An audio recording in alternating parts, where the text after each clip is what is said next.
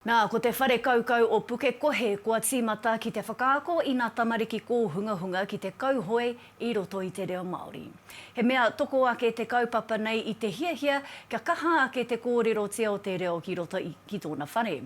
E ai ki te pūrongo a Tumamao Harawira ko te mana ko ia, ka hāpai te hapori whānui i te mana o te reo.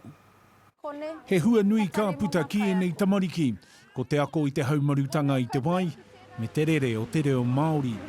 Morena, morena, tamarikima, tamarikima.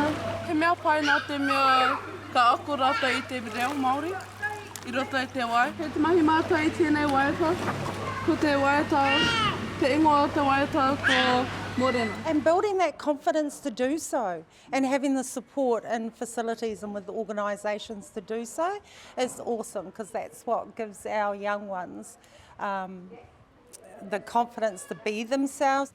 I tupu te whakaaro, kia whakahaerehia ngā koranga kauhoi i te reo Māori, i te hiahia o ngā kaimahi i te whare kaukau o Pukekohe me etahi o te hapori, hei ta Hillary Legg, kai whakahaere o te whare kaukau, he kaupapa whakawhānui i te taha pakihi me te whātoro atu i te ringa tauawhi ki te katoa.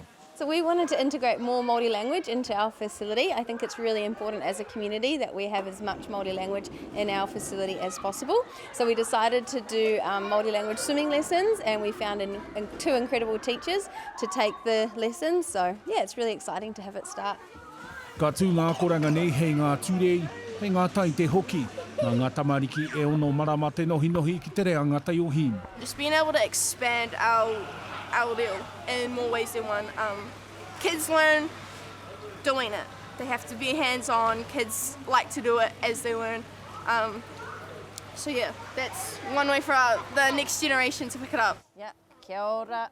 Ko te kohanga reo o ngā hau e whā i Pukekohe te ope tamariki tuatahi i whai wāhi atu ki tēnei akoranga. Whakarongo koutou kia rawa ne. Te tino wai Māori, ki tēnei wāhanga o tāmaki, toru noiho ngā kai kōrero Māori, ngā kaupapa Māori, no reira, miharo katoa, kua whakatū rātou i tēnei kaupapa, he kaupapa reo Māori, e hara ki te marae, engari ki te puna kaukau.